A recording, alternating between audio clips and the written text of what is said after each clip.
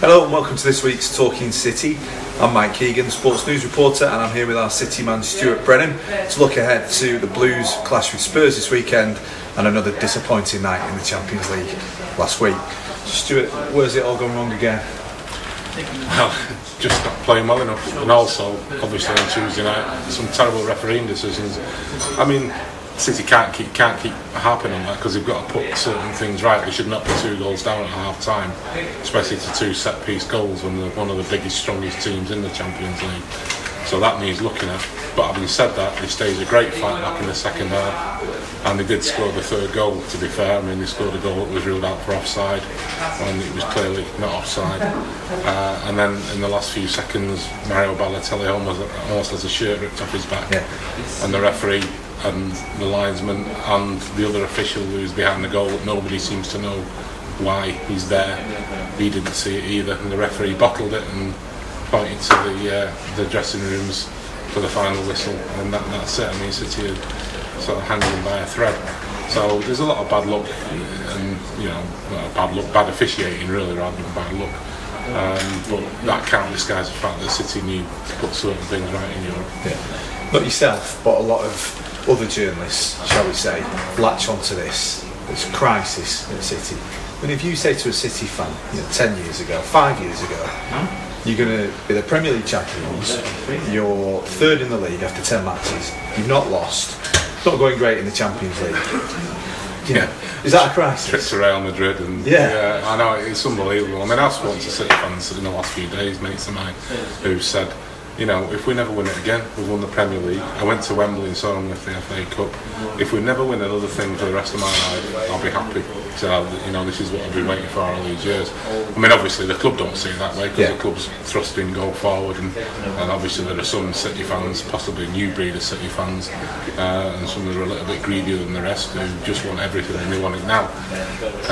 But it's just unbelievable. How long is it since they won the Premier League title? 6 months. Unbeaten in 10 games, the only team in the Premier League unbeaten, and people talking the crisis.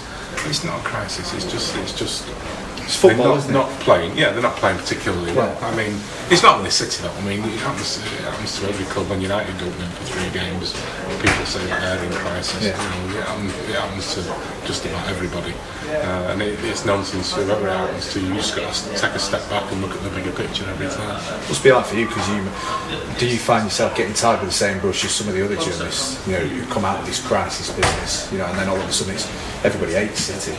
Yeah, you do. I mean, everybody, that's what they do. You just get lumped together as the media, when there are people out there who are actually banging the drum for City and who are pointing out, that things aren't quite as bad as they're being made out, and that Roberto Mancini isn't cracking up. He's just sort of letting some of the anger that he's always had a bad temper. Some of that sort of surfaced a little bit. It's good to see, isn't it? Because you would be angry after that one. It makes me laugh. I mean, when Mancini does it, when he blows his fuse, as he did in the press, he didn't blow his fuse, but he got a little bit angry with the line of questioning in the press conference, and he got angry with the referees. Quite rightly, I'd have been angry with the referees as well. When he does it, he's cracking up. When Fergie does it, it's Fergie being, standing up for his club and showing a bit of passion. It's just ludicrous because everyone. I mean, if Mancini had been some kind of placid, calm guy for the rest of his career, and all of a sudden he'd turn into this monster, if you like. Well, fair enough, you could say he was cracking up, but he's had a shocking temper. You look back at his history in Italy. He was always in trouble for losing his rep. Yeah, even as a player, as a manager. And even since he's come here, he had a bust-up with Fergie during the derby last year. He's had other bust-ups with managers. He's had a go at referees. And his temper's legendary in the training ground. The players know that he'll blow up and he'll call them. But the one area he hasn't really lost his temper is with the media. I think that's a deliberate policy that he's trying to stay calm, so he sort of presents this facade. But then the fact that he did sort of lose his temper a little bit during the press conference, I don't think it's such a bad thing. I mean, it shows that he's caring about the club and he's willing to stand up, and the fans like that. Moving ahead to Spurs on Saturday, it's just a bit of a funny one, Spurs. Some fantastic wins, obviously at Old Trafford, and then they go and lose to Wigan. What's going on there? Just inconsistency. I mean, it's what's plagued them for years, hasn't it? We all know they were under Redknapp. We had they had a great team, but they couldn't quite break into that top three. They made it into the top four, but not into the top three. And it's just that inconsistency. You know, on the day they're good enough to beat anybody, because they showed by going to Old Trafford and winning, as you said. But then, you know, when you can lose to the Wigan, that's what curses you.